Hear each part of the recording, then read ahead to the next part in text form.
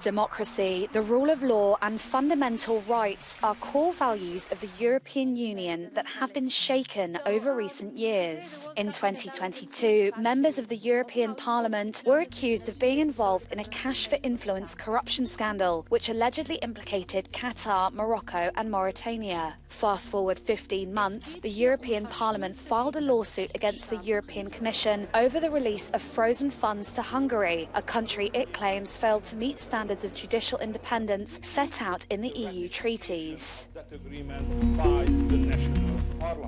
I see a lot of complacency in the European political class, all across the political spectrum, from the right to the left, in which people running for elections say, well, the European citizens have probably forgotten about this. And I don't believe so. I think there is something very profound that has to be attached to the Qatar Gate and several other little or smaller scandals that have occurred since then, suggesting that there is a culture of impunity within the institutions. As the European elections approach, the credibility of the European institutions has come under closer scrutiny.